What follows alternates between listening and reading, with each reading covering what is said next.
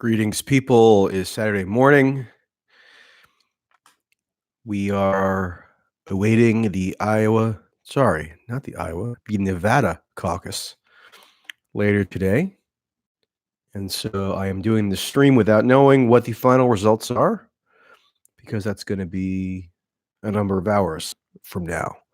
But it's Saturday morning, and Saturday morning is a wonderful time to explain the implications of the latest round of Russiagate. Gee, who could have ever predicted that Russiagate would flare up again and sort of metastasize and take on a new form in the context of the current election cycle? Shocking.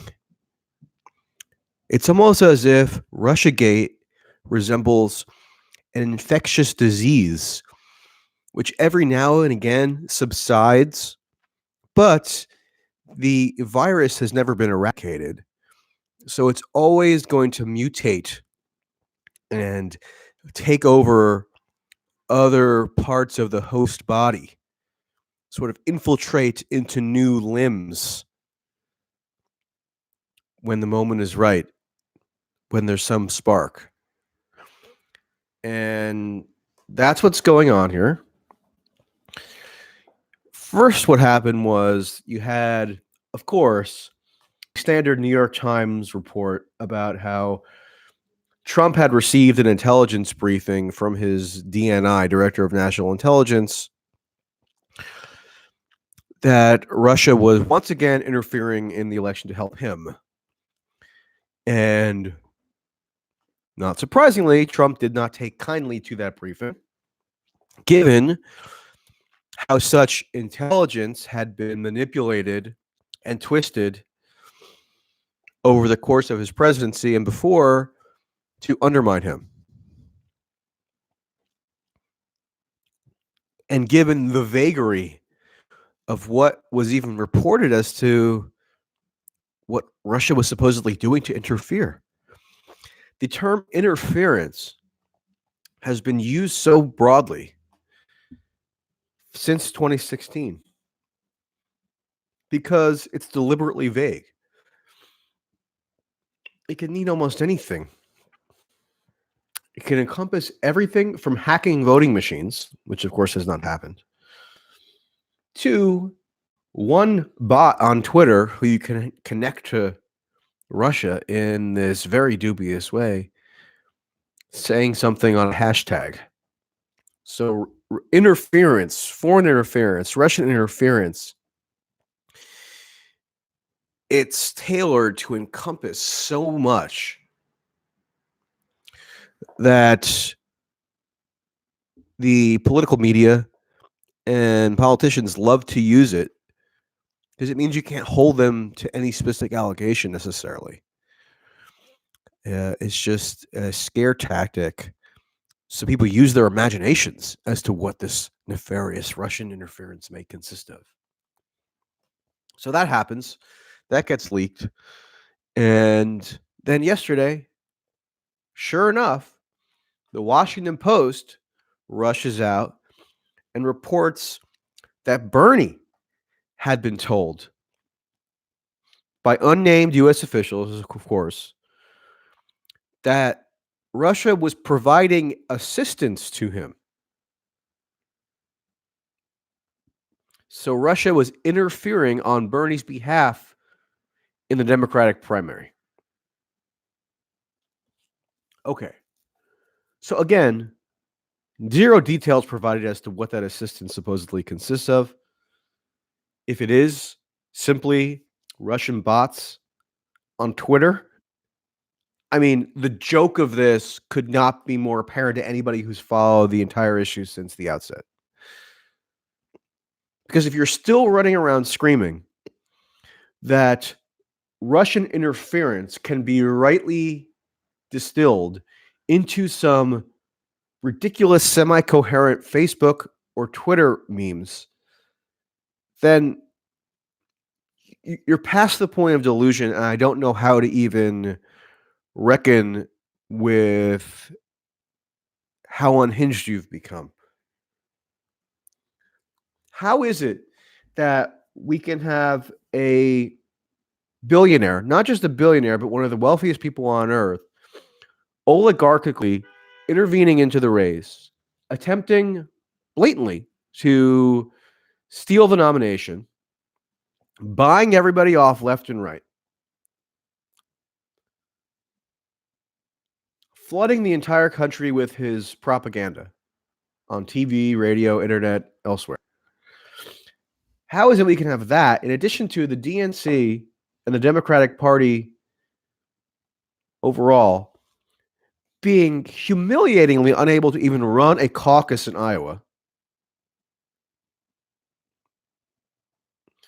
How is it that we can have a media who has systematically taken upon themselves to undermine and stigmatize certain candidates that they see as threats or they see as illegitimate, and 1,000 other factors? How can we take all of that combined and then be told that we're supposed to launch into another panic about Russian bots on Twitter?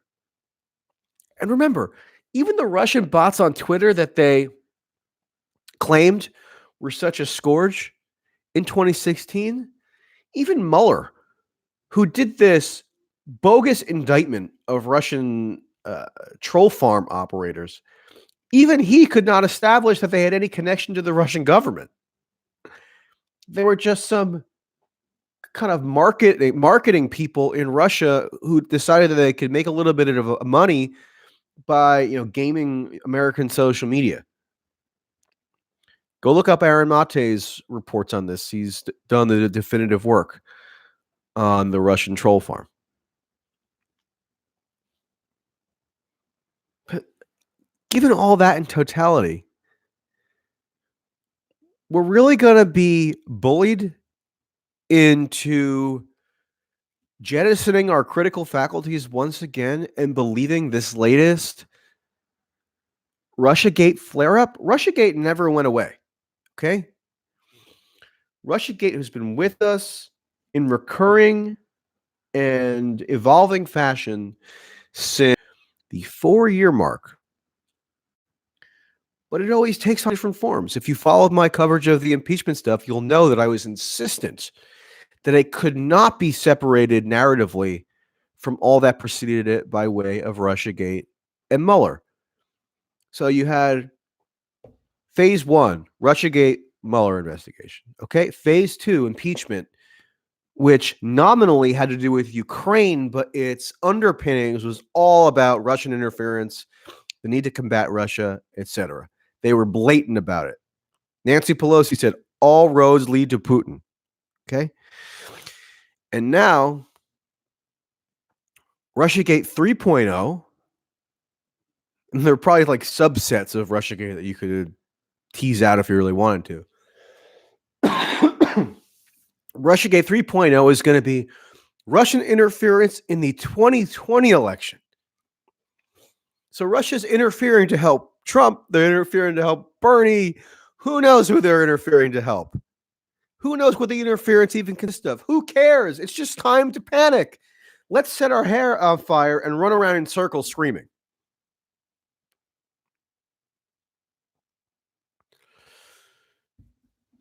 Now, was there some devious intent in the Washington Post putting this out the day before the Iowa caucus? I'm sorry, the Nevada caucus. Very possibly. Don't know for sure. But if you want to scare off normie Democrats from supporting Bernie, great way to do it is to gin up this frenzy about him being backed by Russia by way of anonymous leaks and extremely vague information laundered through the Washington Post, which of course is going to get picked up immediately by the entire media.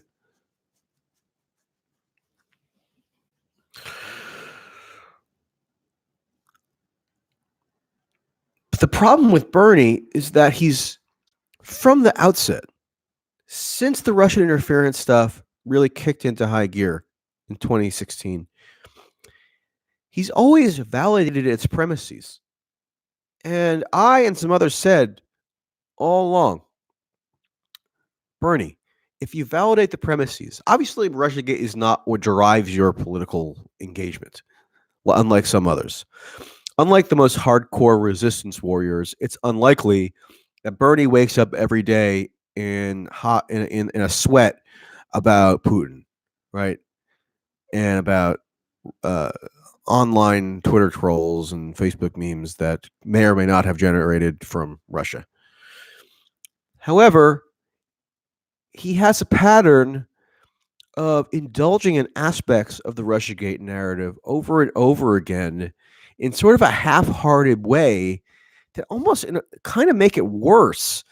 Like, at least the most diehard, hardcore Russiagators really believe it and are into it, right? Bernie, it's always like his advisors sort of corner him into making statements about Russiagate occasionally that just don't come across as authentic. And what is Bernie most known for? Being authentic, saying the same thing for decades. So at the debate this week, when, of course, the idiotic subject of Bernie Bros comes up, he says, oh, you know what? It may have been some of those Bernie Bros who are vociferously defending me on Twitter and elsewhere. They may be Russian bots. I don't know if they are. I don't know if they aren't. But, just throw that suggestion out there to sort of create a suspicion. That's what he did. I mean, you could find tweets from 2017 where he's sort of wondering if, Trump is, Putin has something on Trump that's sort of dictating U.S. foreign policy. In New Hampshire, I don't know if these ads are still running now, but he had a TV commercial about political corruption where it flashes this scary image of Trump sitting with Putin. And then after this, he did his very awkward and embarrassing live stream dedicated to Lev Parnas. Remember him? Who the F cares about Lev Parnas now? But when Lev Parnas was the media preoccupation for like 4 days, Bernie does this YouTube live stream dedicated to Lev Parnas, as if Bernie's sitting there watching Rachel Maddow's latest updates on Lev Parnas. I mean, give me a break. And then yesterday, when this news comes out, he's in California and he gives a statement, vehemently denouncing Putin as this vicious autocrat. Is Putin a vicious autocrat? Okay, sure, maybe he is. That's not really the point. The point is that you have to do these ritualistic condemnations of Putin in an American political context because the incentives of Russiagate require it. And he's giving into those incentives. He's saying, don't you dare interfere, Putin. It's just like, shouldn't we have more facts as to what Putin is even allegedly doing before we demand that he stop doing it?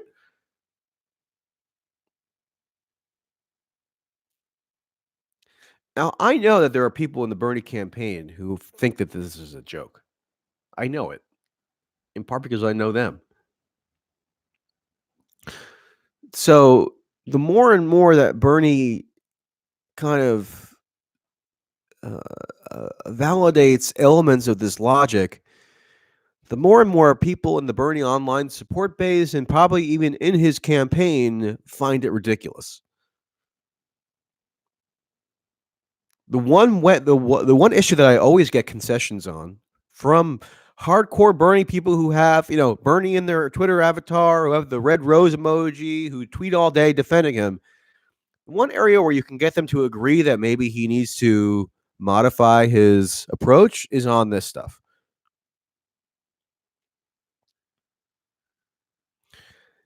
So there is a discontent that might be simmering around his tactics on this issue. And I don't know whether he personally believes it. He probably does to some extent. Whether he's sort of just catering to the mainstream Democratic Party sentiment because of the exigencies of building a plurality coalition within a Democratic primary, whatever it may be, it always comes across as awful. And he needs a better response because whether it's the beating heart of his political passion or not, you knew that this is going to be weaponized against him. Of course. I could have told you that 4 years ago. And I did. Okay? This should not come as a shock. So I don't want to hear from any of your, favorite progressive independent media commentators. I'm not going to name names. Okay, I'll name one, Sam Cedar. That I'm not even going to use the derogatory term. Who is, oh yeah, I'm in Burning Land. I got my connections to MSNBC. I'm not too into Russiagate, dude, but I did spend several years giving progressive, quote unquote, credence to it. I did bring on my show Marcy Wheeler, aka Empty Wheel, an unhinged conspiracy crackpot who bragged about cooperating with the FBI by giving them information that supposedly was going to bring out a bombshell on Russia collusion, which of course turned out to be a joke. There was no bombshell derived from from Marcy Wheeler's super secret intel, but she's still running around screaming and pronouncing on Russia interference issues like she's some kind of expert with any credibility whatsoever, when she obliterated her own credibility. She should be shunned. But that's the person that Sam Cedar and his minions decided to hold up as a unimpeachable source of just really exciting information on Russiagate. And it's cool, dudes, because it's all about Trump. It's all about taking down Trump, dude, now. It's never going to be used in any other context. It's never going to be used against Bernie down the line or others like Tulsi, which of course has been used against. But they don't care about Tulsi. They hate her too. So that's fine. But of course, when it boomerangs on Bernie, now they're going to pretend like that they were skeptics all along. No, you weren't, you piece of crap. You helped create the foundations for this. You are complicit. So shut the F up about this stuff. You decided to demonize everybody who, for years, when they had incurred reputational consequences for challenging this insanity and this hysteria and this wide-ranging corrosion of U.S. political discourse, you decided to demonize those people and make fun of them and get on your little arrogant high horse about how you are the smartest dude in the room. And now you're going to pretend that, oh, how horrible, how shocking, how appalling that now this is being used against Bernie. No, we said that all along.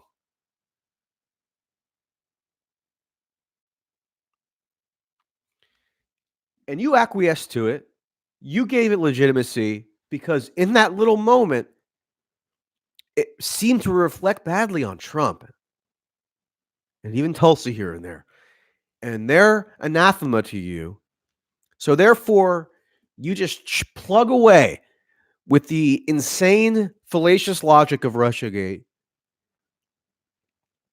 and you use it to get clicks, you use it to stigmatize others, and now you're going to pretend that you were against it all along? No, not on my watch, buddy.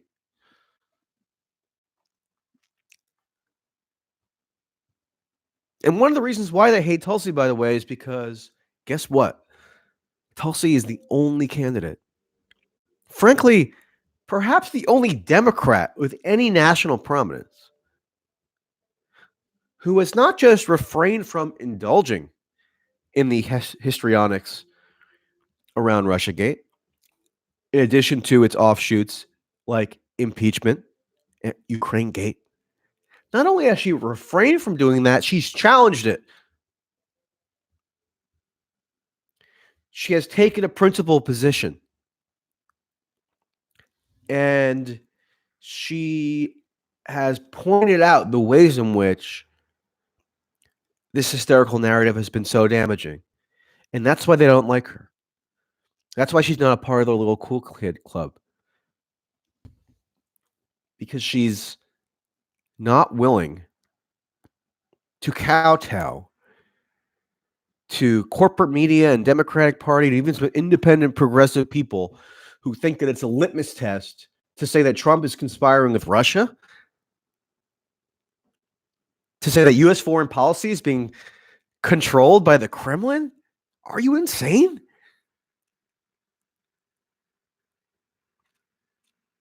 Little do they know, the Sam Cedar types, that Tulsi actually represents a best tradition of rational thought that is grounded on the left, but not tethered to the doctrinal sort of uh, inhibitions of the performative left. So Tulsi doesn't need to go around saying, "I'm the progressive. I'm the purest, most aggressive progressive." She doesn't need to do that. She just needs to accurately and clear-headedly analyze situations, and it automatically aligns with the most uh, welcome traditions of the rational left. But she's not a label person. She's not going to go on the Sam Cedar show and saying, I'm a progressive. So they don't like her because they just parrot the mainstream smears about her. They don't think a second more deeply about her. But guess what? She was right. She was right about the toxicity of the Russiagate hysteria.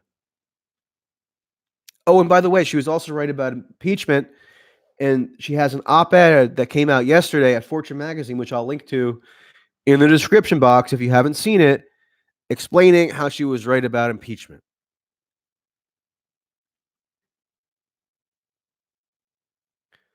So, how many more times does she have to be right for these people to give her the benefit of the doubt? I don't want to hear any lectures from the Sam Cedar crowd who trolls me constantly. I don't address it often, but every now and then I get this smug comment from Sam Cedar. Oh, he goes on Tucker. Well, you know why I go on Tucker? Because I'm allowed to say whatever I want on Tucker. And if I'm able to go on Tucker, as I did this week, and explain the nature of the menace of the Mike Bloomberg candidacy, yeah, I'm going to do it. And I don't care if it annoys Sam Cedar, who'd rather just rant with his little sycophants on his YouTube show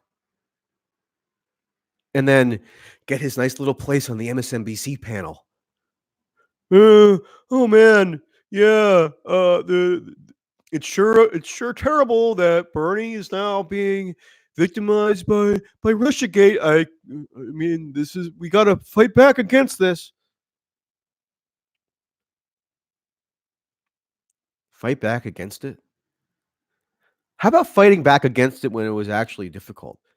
When it actually caused you social and reputational consequences? That would have been the principal thing to do.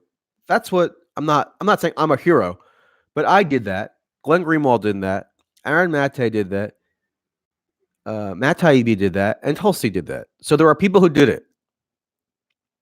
Sam Cedar and crew, you did not do it. So come at me, Ro, if you want to discuss this, because I'll gladly go back on your show. People still talk about the time where he invited me on. When was that? In March or April of last year? And went on a temper tantrum, screamed at me over the phone, drowned me out, called me a coward, and seemed like he was going to be breaking down in tears. He was a less compelling version of Bill O'Reilly somehow, who famously just screamed at his guests and never let them even articulate a sentence. So I'm happy to come back on, Sam. I'll come in person if you want. It's fine. We'll discuss who has the better standing to challenge what is now going to inevitably erupt into Russiagate 3.0 to take down Bernie.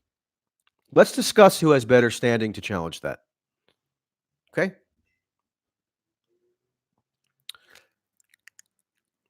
And yeah. Okay, so I got my juices flowing on Saturday morning. We will see what happens in Nevada. Looks like Bernie probably has a good chance to win, but who knows with the caucus system.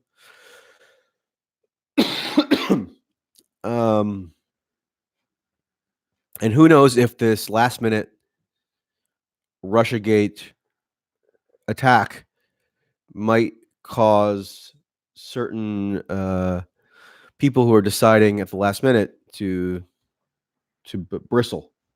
We'll have to see. I did notice that Bloomberg put out, let me try to find this really quickly. Hope you don't mind the pauses in the stream because, as everybody knows, this is not a high production stream.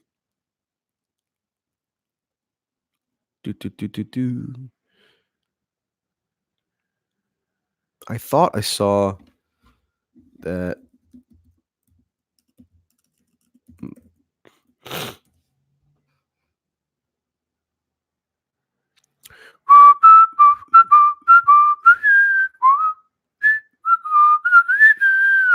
Here we go.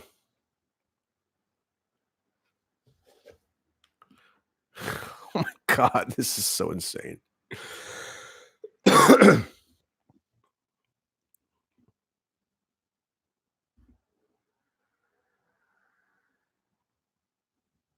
Okay. So the Team Bloomberg account puts out a tweet in Cyrillic, which I guess roughly translates into "feel the burn." Okay. So if you're one of the very independent and super progressive media personalities who legitimize this logic over the past several years, then yeah, you gave ammunition to the guy whose net worth is 62 billion and is mounting an oligarchic intervention in the race. You gave him the ammunition to put out a tweet in Cyrillic going after Bernie. So congratulations, man and woman who did that. That's on you, buddy and gal. All right. Let me see if I have any super chats here. Kevin says, most rational journals available to us. Thank you for your work, Michael. Thank you for that. Sparky, my primary financial benefactor on these chats, says 25 states, including South Carolina, have completely open primaries. People don't register in a party. They just register to vote Tulsi. That is true. Some of the upcoming states that have open primaries, so actually more open than New Hampshire, where you could show up and vote regardless of party. In New Hampshire, it was you had to be independent or Democrat to vote in the Democratic primary. But there are many totally open states coming up. South Carolina is one, Utah, Virginia. What else? Hold on a second. I have a list here.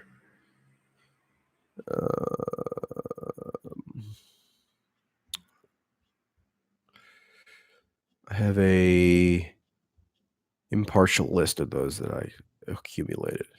Let me just pull it up.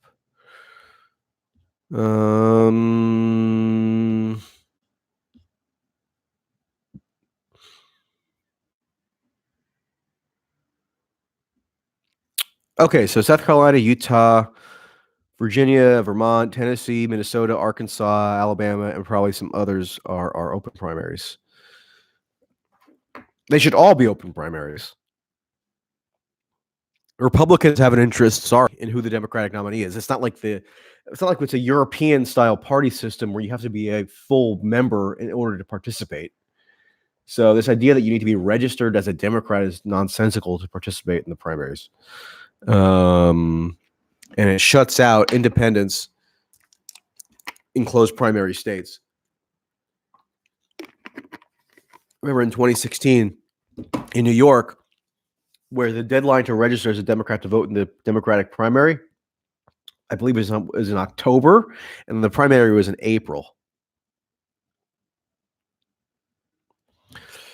And you even had situations where Trump's own children could not vote for him in the New York Republican primary because they were not registered Republicans. Somebody mentions that Oklahoma is another open primary state. Let me confirm that, just so I'm not spouting off.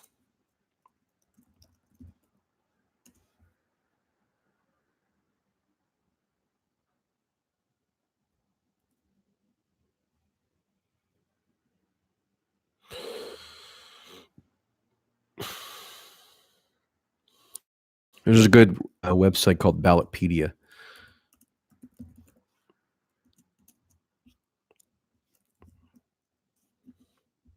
where it kind of collects all this stuff.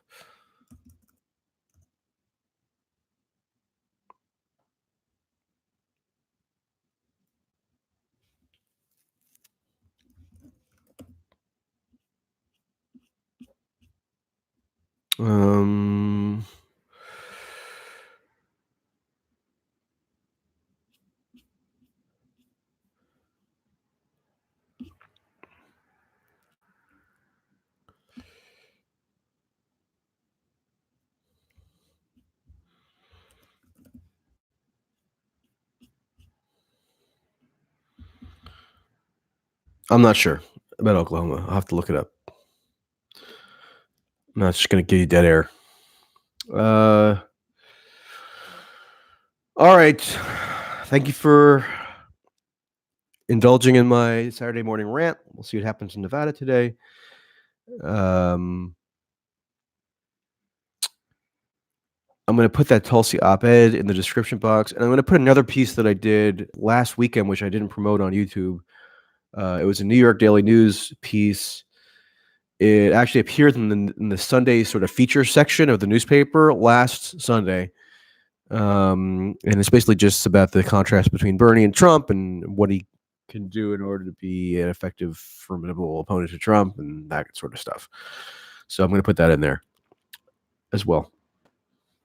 One last comment from Sparky. Send Trump a message to think twice about listening to warmongers.